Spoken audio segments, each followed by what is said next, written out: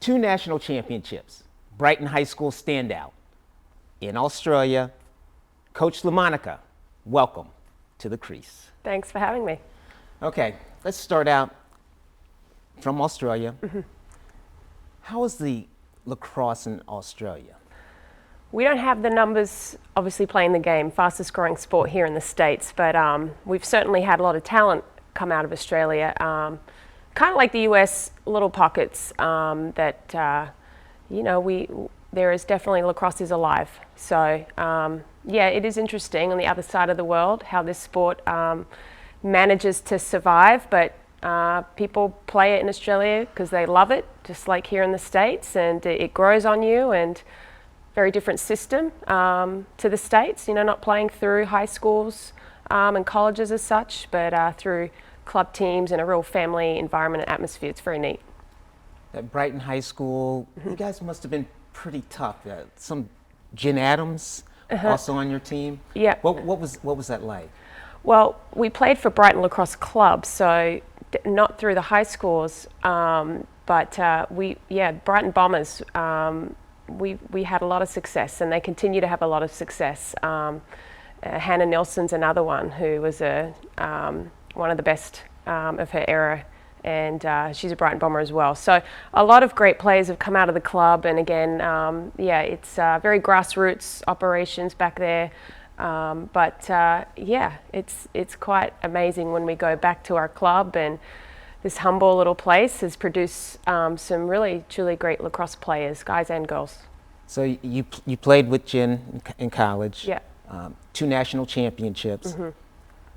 Does that help you in coaching at Towson? How do those 2 national championships, how do you feel that helps you out? Yeah, you learn a lot, obviously, through playing for Maryland and the immense tradition, lacrosse tradition, the great coaches that we had, and Cindy Tinchell and Gary Gate and Kathy Reese, and then playing with great players. You definitely learn a lot, and I certainly did, and I carry a lot of the lessons I learned through my experiences to now my coaching role, into hopefully helping our student athletes have a really great experience.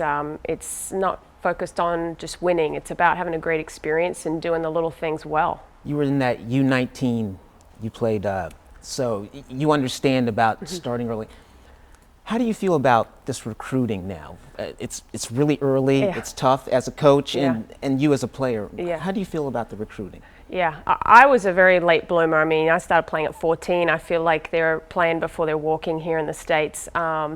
There's just so much opportunity, particularly in this region. But it is a little troubling. I think, a lot of these players, as we all talk about, they obviously reach their potential, normally through sort of their junior year, sophomore, junior, even senior year. So, it's tough. It is tough. And, for me personally and for our program, we certainly, are keeping our eyes open on the talent that arises later, as well as, it's just a necessary evil to get out and recruit early.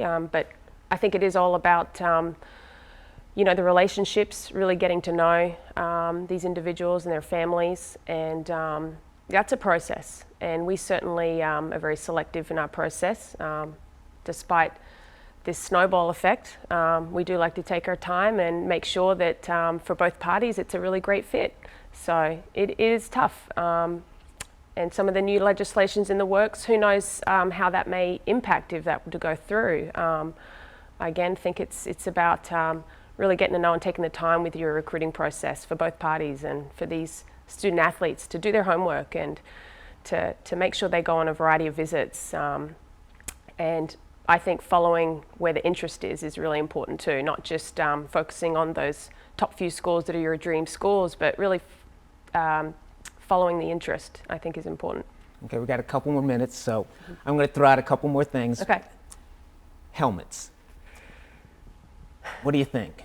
Yeah, I'm not a huge fan. I'm a big advocate to see our game continue to evolve, and I love the 90-second shot clock and a lot of other rules and the changes that our sport is seeing.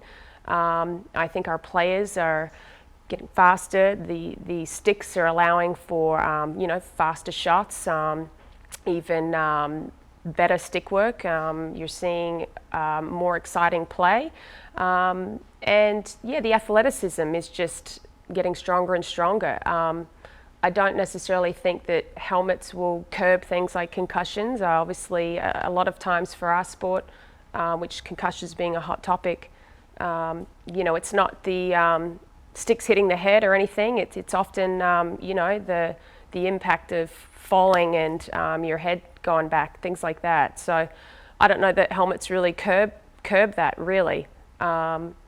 We've had a couple of our players wear a helmet coming off of concussion just to allow them to get back into the mix sooner. And it's a little strange having a helmet out there. I don't think it's necessary for our sport, in all honesty. Okay. I just got two more for you. Okay. Okay, this one's kind of out there. Yeah. Your mom, stunt woman in The Matrix. Yeah. That's kind of Yeah. different. How did that come about? Is that what she does? That's what she did. She was involved in the film industry among her 7 other siblings. So how that came to be is an interesting story with a film being made in our hometown at the time many years ago. And my mom and her family, they really enjoyed the different elements, pretty creative people, loved the filmmaking aspect and the photography and all those pieces. But yeah, the stunt side of things was something my mom sort of took to and had a bit of a career in it for sure. Featured in a number of different movies through the 80s and early 90s, and as well as commercials and different sort of sitcoms and such. So she did a variety. Back then, the stunt doubles were kind of did a little bit of everything. It's very different nowadays, very specialized. But she did a variety of different stuff from stair falls to high jumps and even car stunts, things like that. So yeah, very different and fun and unique. Okay, last thing. I'll get you out of here. Yeah. Out of the crease. Towson. There's a girl out there saying, hey, I think I might want to come to that school. I'm not really sure. What do you say? She might, someone who might want to play lacrosse for you. What do you tell that person?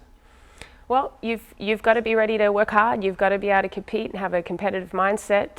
Certainly if you want to come and play lacrosse at Towson, our program is, doing some special things, and it's all about the people, and it's got to be a good fit. So we're looking for hard-working student athletes, both in the classroom as well as on the field, and who come from great families and aren't afraid of hard work and not making mistakes too.